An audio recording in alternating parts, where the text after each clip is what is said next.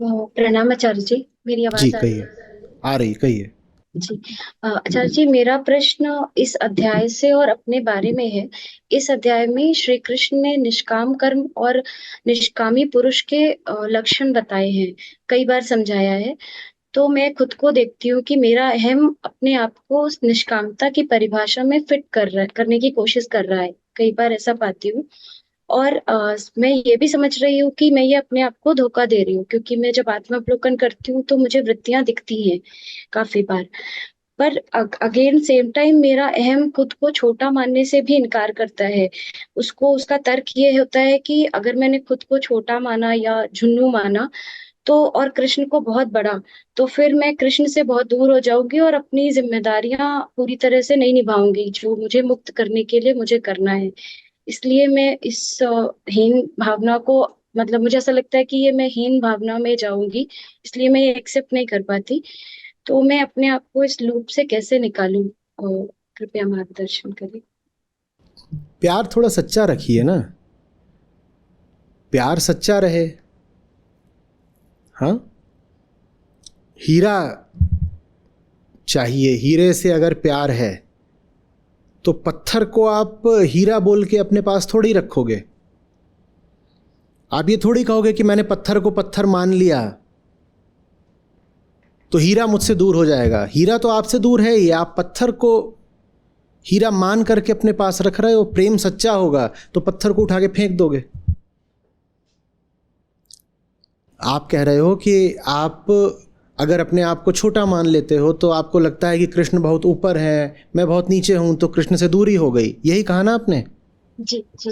हाँ। तो अभी आप अपने आप को छोटा मानने को तैयार नहीं हो, और साथ ही साथ आपको यह भी लग रहा है कि कृष्ण से दूरी कम है। जी। ठीक है। तो हो आप अभी छोटे ही, और यह भी आपने तय कर रखा है कि कृष्ण से दूरी कम है। आप छोटे हो और कृष्ण से दूरी कम है, इसका मतलब कौन से कृष्ण आपके पास हैं? जो मैंने मान रखा है। कितने बड़े कृष्ण आपने पकड़ लिए? छोटे, मेरे जितने। तो पत्थर पकड़ लिया ना। असली कृष्ण की जगह कृष्ण की कोई छवि, कृष्ण की कोई कहानी आपने पकड़ ली है, और उसमें आपको लग रहा है कि कृष्ण तो मेरे बहुत पास हैं। देखिए हमने क्या करा है। हमने अपने सब अवतारों को, महापुरुषों को, आदर्शों को बिल्कुल अपने जैसा बना दिया कहानियों में, ताकि हमें यह कहने को हो जाए कि देखो, हमें ऊपर उठने की कोई ज़रूरत ही नहीं है। हमारे अवतार हमारे ही जैसे तो थे, तो हम तो पहले ही ठीक हैं। मैं किसी से कहता हूं कि ये जो पूरी मिल्क इंडस्ट्री है, दुग्ध उद्योग पूरा, इसमें हिंसा है, शोषण है, गौर से देखो, तथ्यों को समझो, तो कहते हैं कि देखो, कृष्ण भगवान भी तो दूध मक्खन खाते थे। ये हमने क्या करा? जो हमारी आदत है वही हमने अपने अवतारों के ऊपर डाल दी, ताकि हमें सुधरना ना पड़े,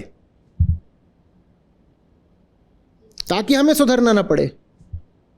हम जो कुछ करते हैं, हमने अपनी सारी कहानियां बिल्कुल वैसे ही बना दी हैं।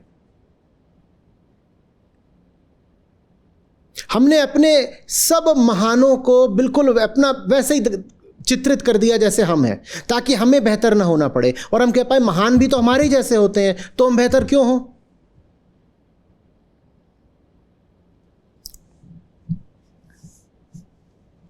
यदि आत्मा शिव है तो हमने अपनी कहानियों में पूरा परिवार क्यों खड़ा कर दिया?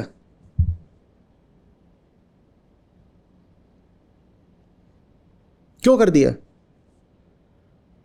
क्योंकि हमें वैसा ही पसंद है, मतलब हमारी। क्योंकि हमें परिवार बनाना है, तो हमने अपने सब देवी देवताओं के परिवार खड़े कर दिए कि उनके ये पति हैं, उनकी ये पत्नी है, उनके ये बच्चे हैं, ताकि हमें सुविधा बनी रहे अपना परिवार बनाने में।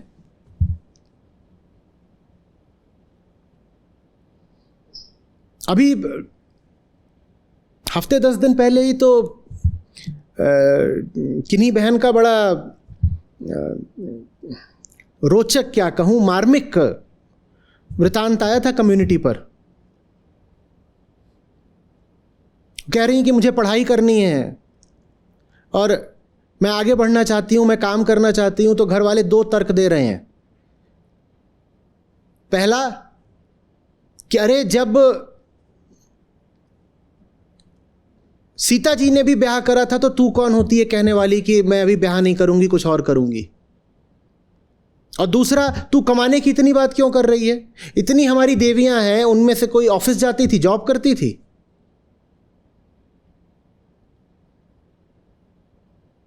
हमने क्या करा? हम जैसा होना चाहते हैं वैसे ही हमने अपनी कथाएं रच ली, और उन कथाओं के माध्यम से हम स्वयं को सांत्वना दे देते हैं कि हमें बदलने की, बेहतर होने की कोई जरूरत ही नहीं है।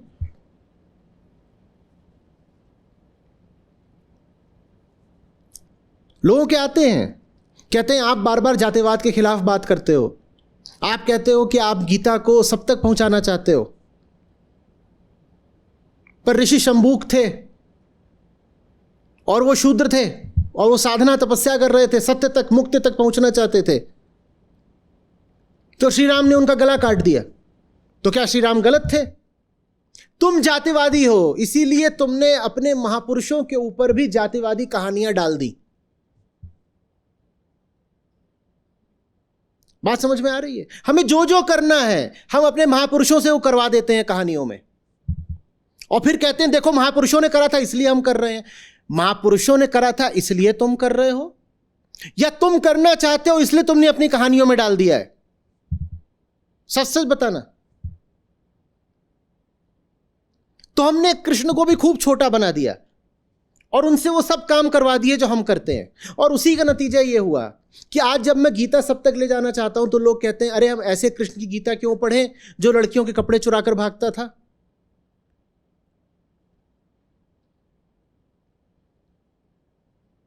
गीता के रास्ते में जो आपने कहानियां बना दी हैं कृष्ण की, वो सबसे बड़ी बाधा है। और लोग हंसते हैं जो गीता नहीं समझते, जो कृष्ण को नहीं समझते। विदेश के लोग हैं वो खूब हंसते हैं, वो कहते हैं कि द काउहर्ड गॉड,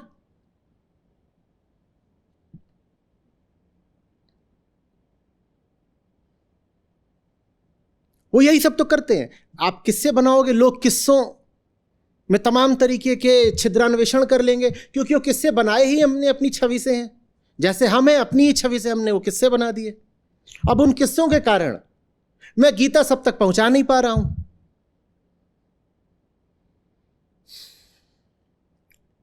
लोग कहते हैं हमें उस कृष्ण की नहीं सुननी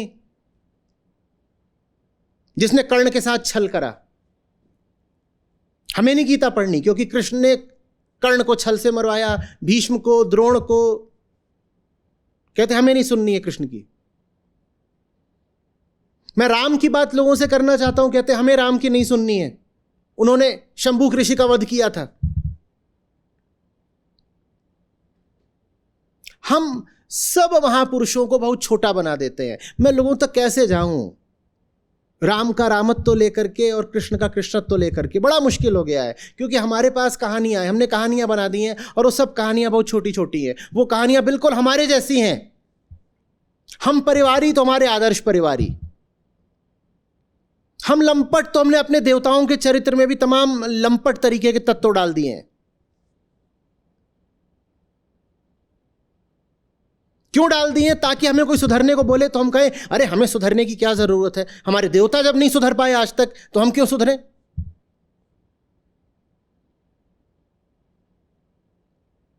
जो मांस खाते हैं, जब मैं बात करता हूं ना कि मांस मत खाओ, तो वो उदाहरण ला करके देते हैं कि देखो तुम्हारे भगवान राम भी तो मांस खाते थे। ये मुस्लिम समुदाय बहुत करता है। उन्हें वैसे राम और कृष्ण में कोई रुचि हो ना हो, पर जैसे ही मैं कहता हूं भाई ये बकरीद और ये मांस और ये बंद करो, सब धर्म नहीं है मांसाहार, तो वो उदाहरण डाला के देने लगते हैं कि देखो तुम्हारी भी तो कहानियों में इतना सारा मांसाहार है। अब मैं उन्हें कैसे समझाऊं? अब मैं उन्हें कैसे समझाऊं कि कहानी तो कहानी है भाई, कहानी धर्म नहीं होती।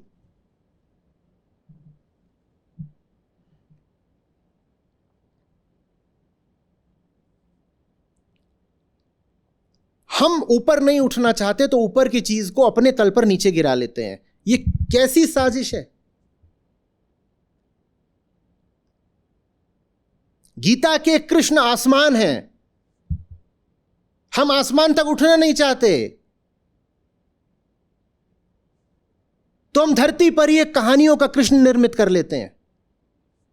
हम कहते हैं आसमान वाला गीता वाला कृष्ण हमें चाहिए ही नहीं, हमारे लिए धरती का जो कृष्ण है कहानियों वाला ये पर्याप्त है। यही कारण है कि भारत गीता से कुछ नहीं सीख पाया। गीता जैसा सर्वोच्च ग्रंथ हमारे पास था, फिर भी हमारी दुर्गति होती रही। क्यों होती रही? क्योंकि हमने एक छोटे से कृष्ण बना लिए और अपने आंचल में रख लिए। वरना भारत ने अगर गीता समझी होती तो भारत उस पराभव में कभी ना पड़ता जिसमें आज हम उसको देख रहे हैं। आप साजिश समझ रहे हो ना। हम ये तो कह नहीं सकते कि साहब कृष्ण से हमें कोई लेना देना नहीं, तो हम एक कुटिल रास्ता निकालते हैं। जो अनंत है, जो आकाश है, उसको हम बिल्कुल सीमित, क्षुद्र, लघु, छोटा बना करके अपने पास उतार लेते हैं और कहते हैं ये रहे मेरे राम, ये रहे मेरे कृष्ण। और जो मेरे राम और मेरे कृष्ण हमने बना लिए हैं वो बिल्कुल हमारे ही जैसे हैं। तो हमें सांत्वना मिल जाती है कि हमें बढ़ने की, सुधरने की, उठने की कोई ज़रूरत नहीं है, क्योंकि हमारे अवतार भी सब हमारे ही तो जैसे हैं। जब वो नहीं उठे तो हम काहे को उठे? ये हमारा तर्क रहता है। मैं बात करना चाहता हूं चौथे राम की। राम ब्रह्म परमार्थ रूपा। मैं दलित भाइयों तक वो बात पहुंचा ही नहीं पाता, क्योंकि राम शब्द कहते ही उनको जातिवाद के कई उल्लेख याद आ जाते हैं जो कहानियों में हैं।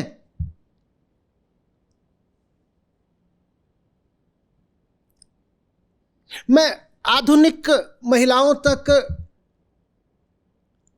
राम का ब्रह्म रूप लेके जाना चाहता हूं, मैं जा ही नहीं पाता, क्योंकि वो कहती हैं कि कहानी में तो सीता को वनवास दिया ना, सीता की क्या गलती थी कि एक गर्भिणी औरत को जंगल भिजवा दिया? तो हम ऐसे राम से कुछ नहीं सीखेंगे। आधुनिक लड़कियां, महिलाएं खूब बोलती हैं ये, हमें नहीं सीखना। अब मैं कबीर के राम को कैसे उनके पास ले जा पाऊं? वो राम जो सत्य स्वरूप हैं, ब्रह्म स्वरूप हैं, आत्म स्वरूप हैं, वो जो चौथा राम है, मैं कैसे उनके पास ले जा पाऊं? क्योंकि कहानी में राम नारी के शोषक जैसे प्रतीत होते हैं। उस कहानी की वजह से मेरे जैसों की आफत आ जाती है। ना मैं कृष्ण को जन समुदाय तक ले जा पाता हूं, ना मैं राम को ले जा पाता हूं, क्योंकि बीच में कहानी फंसी हुई है।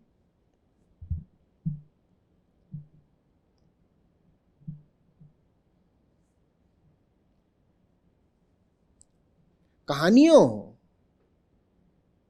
से बिल्कुल पल्ला झाड़ लीजिए। कृष्ण माने गीता, और गीता माने गीता का शुद्धतम अर्थ, और शुद्धतम अर्थ माने वेदांत सम्मत अर्थ, भावनाओं का अर्थ नहीं, महावाक्यों का अर्थ। वो है गीता का अर्थ।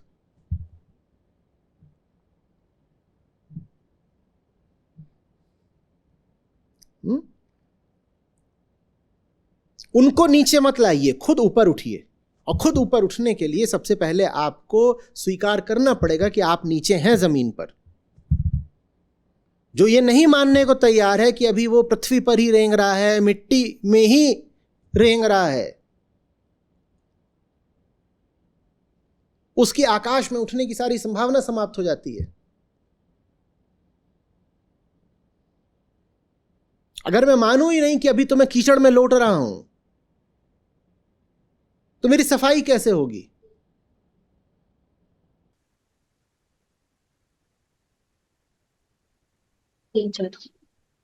समझ में आ रहा है। मतलब कहानियों से तो मैं ओवरऑल दूर, और आपसे जुड़ने के बाद वैसे की जितनी भी कुछ भ्रांतियां थी दूर हो गई हैं।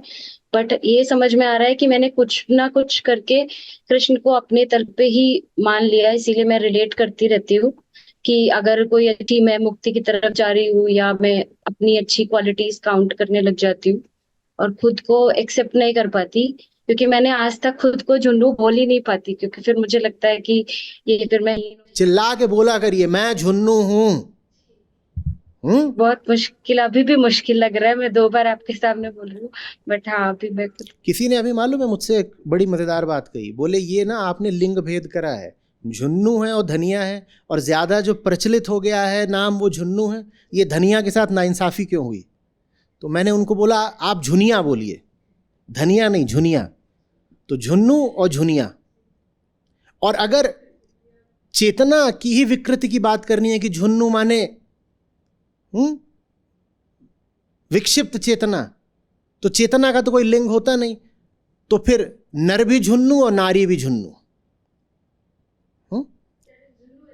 झुन्नू सही है, बढ़िया है। और जिनको उसमें थोड़ा सा अपनी जेंडर आइडेंटिटी भी बचानी हो तो झुनिया बोल दें, ठीक है, नहीं तो धनिया भी ठीक है सब। देखिए, कृष्ण तक पहुंचना है तो पहले मानना पड़ेगा ना कि मैं झुन्नू हूं। जीपीएस होता है, उसको आप बस ये बता दो कि कहाँ जाना है, तो इतने में वो नहीं आपको बताने लग जाता रास्ता। वो पूछता है योर लोकेशन, अपनी लोकेशन भेजो।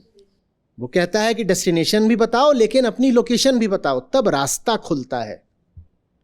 आपको अगर आपकी लोकेशन यानी वर्तमान स्थिति नहीं पता है तो कोई रास्ता नहीं खुलेगा। और वर्तमान स्थिति हमारी ये कि हम झुन्नू हैं। तो जो अपने आप को झुन्नू मानने से इनकार कर रहा है, कृष्ण तक का उसका रास्ता नहीं खुलेगा। सबसे बड़ा झुन्नू तो इधर बैठा हुआ है। आपको क्या तकलीफ है अपने आप को झुन्नू मानने में? हाँ, कोई मुझसे बोले कि अपना नाम बोलो तो मैं कहूँगा झुन्नाचार्य, मुझे कोई समस्या नहीं है। मैं आपको भी नहीं मान सकती, मेरे लिए आप। अरे मैं आप नहीं मान सकती क्या? मैं कह रहा हूँ मैं हूँ, आप मान नहीं सकती हैं। आप मानना पड़ेगा ना, नहीं। मैं हूँ झुन्नू। अब तो मान जाइए कि आप भी झुन्नू हैं। मैं हूँ, मैं झुन्नू। मेरे लिए ये बहुत बड़ा ऑब्स्टेकल था। मैं पूरी कोशिश कर रही हूँ, बट एक बार भी मैंने गीता कम्युनिटी में भी कहीं भी खुद को झुन्नू नहीं लिखा। और जो लिखते हैं मैं हर बार सोचती हूँ ये कैसे कह रहे हैं खुद को, या तो ये पता नहीं। मैं बहुत क्वेश्चन कर रही थी इस बारे में। Thank you. इज्जतदार होना, सम्माननीय होना, ये सब त्याग दीजिए, ठीक है। ये जो इज्जत आबरू है ना, ये अहंकार को बचाने वाला आवरण है, उसकी रक्षा वाला कवच है। अरे जब हम हैं नहीं इज्जत लायक तो क्यों बने इज्जतदार? और दूसरा हमारी बेइज्जती करे इससे पहले हम खुद को ही चुटकुला बना लेंगे। इसीलिए मैं बोला करता हूं कि अध्यात्म बड़ी मजेदार चीज है, चुटकुलों से भरी हुई। आत्म अवलोकन माने मजा आना शुरू। आत्म अवलोकन माने भीतर फुलझड़ी फूटने लगी, एक के बाद एक बम चल रहे हैं, अनार, चकरी, फुलझड़ी सब। भीतर देखोगे तो क्या पाओगे? मूर्खताएं, और एक से एक रोचक मूर्खताएं। मजा आएगा बहुत। दूसरों पे कब हंसते हो? जितनी मूर्खता देती थी उतना दुख होता था खुद पे। दुख की कोई बात ही नहीं है। देखती हूँ तो मुझे अपने पे दुख ही होता है बहुत ज्यादा। सारे चुटकुलों में मूर्खता ही तो होती है ना। आप कोई चुटकुला उठाते हो उसमें क्या होता है? किसी की मूर्खता होती है। जी। संता बनता के आप चुटकुले लेते हो, आप व्हाट्सएप पे भेजते रहते हो, इतने आते रहते हैं कि बनता आया संता के पास और बहुत हंस रहा था, बहुत हंस रहा था। और कपड़े उसके सारे फटे हुए हैं, मुंह पे थप्पड़ों के निशान, हंसे ही जा रहा है बनता। तो संता ने पूछा इतना क्यों हंस रहा है बनता? बनता बोला कम से कम 10 लोगों को बेवकूफ बना के आ रहा हूं। बनता बोला कम से कम 10 लोगों को बेवकूफ बना के आ रहा हूं। संता बोला कैसे? बोले वो मुझे संता समझ के पीट रहे थे। 10 को बेवकूफ बनाया है, 10 को। ऐसे ही तो हम हैं ना। जब तक हम देखेंगे नहीं हम कितने मूर्ख हैं, कृष्ण तक जाने का रास्ता कैसे खुलेगा?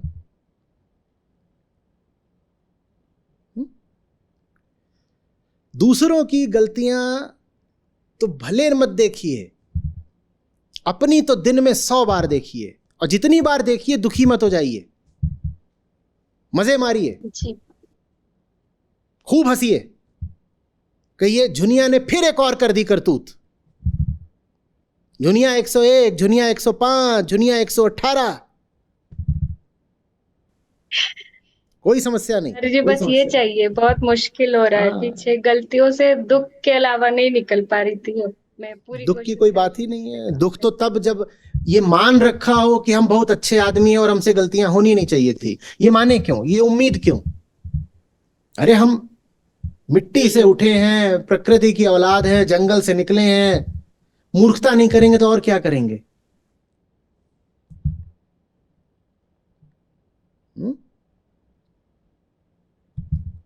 चलिए। Thank you.